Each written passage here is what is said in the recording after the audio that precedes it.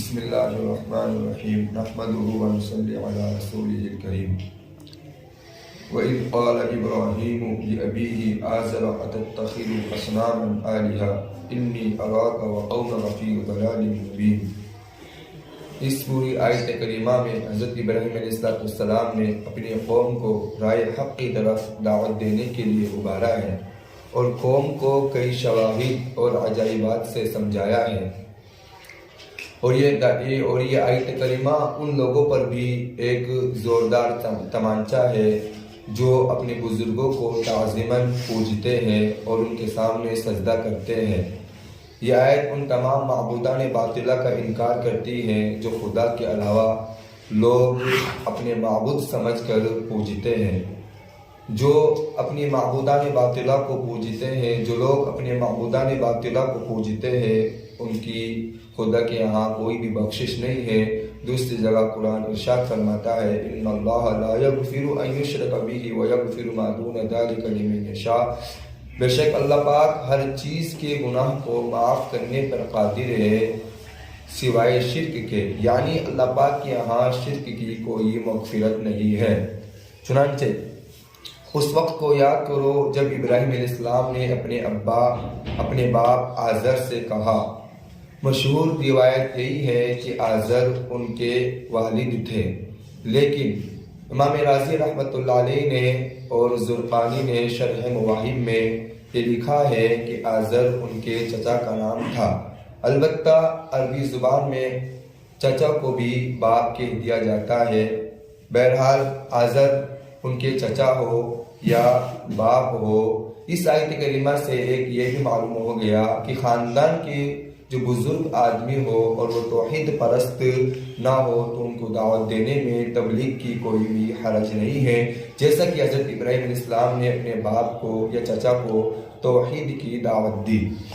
اور اس وقت کو یاد کرو جب ابراہیم علیہ السلام نے اپنے ابا آزر سے کہا کیا تم بتوں کو معبود بنا بیٹھے، کیا تم نے بتوں کو معبود بنا لیا؟ بے شک میں تم کو اور آپ کو، آپ کی قوم کو، بے شک میں آپ کو اور آپ کی قوم کو ایک کھلی گمراہی میں دیکھ رہا ہوں۔ وَكَذَلِكَ نُرِي إِبْرَاهِيمَ مَلَكُوتَ السَّمَاوَاتِ وَالْأَرْضِ وَلِيَكُونَ مِنَ الْمُوقِنِينَ، اور اسی طرح ہم نے ابراہیم علیہ السلام کو آسمان اور زمین میں کئی عجائبات دکھلائے تاکہ وہ یقین کرنے والوں میں سے ہو جائے۔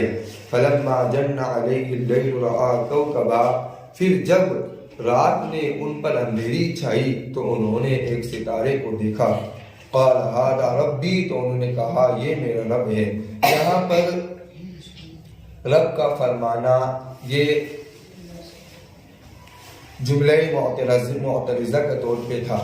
البتہ ابراہیم علیہ السلام شروع زمانے ہی سے توحید پرست تھے اور اس کے کئی شواہد بھی علماء سلف نے ذکر کیے ہیں۔ اسی طرح قرآن کی ایک آیت بھی ہے وَلَقَدْ آتَيْنَا إِبْرَاهِيمَ رُشْدَهُ مِنْ قَبْلُ، کہ ابراہیم علیہ السلام کو ہم نے بچپن ہی سے سوجھ بوجھ دی تھی، یعنی وہ بچپن ہی سے توحید پرست تھے۔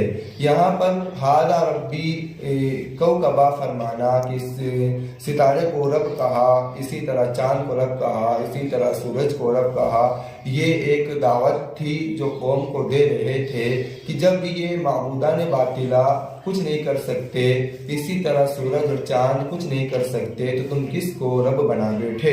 فَلَمَّا جَنَّ عَلَيْهِ اللَّيْلُ رَأَىٰ كَوْكَبًا، پھر جب رات نے ان پر اندھیری چھائی تو انہوں نے ایک ستارے کو دیکھا تو انہوں نے کہا یہ میرا رب ہے۔ فَلَمَّا أَفَلَ قَالَ لَا أُحِبُّ الْآفِلِينَ، پھر جب وہ ستارہ غائب ہو گیا تو ابراہیم نے فرمایا کہ میں چھپنے والوں کو پسند نہیں کرتا۔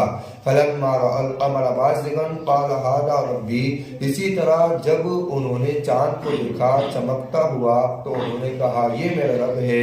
فَلَمَّا أَفَلَ قَالَ لَئِن لَّمْ يَهْدِنِي رَبِّي لَأَكُونَنَّ مِنَ الْقَوْمِ الظَّالِمِينَ، پھر جب چاند بھی چھپ گیا تو انہوں نے کہا اگر میرا رب مجھے ہدایت نہیں دے گا تو میں ان لوگوں میں ہو جاؤں گا جو کو گمراہ ہے۔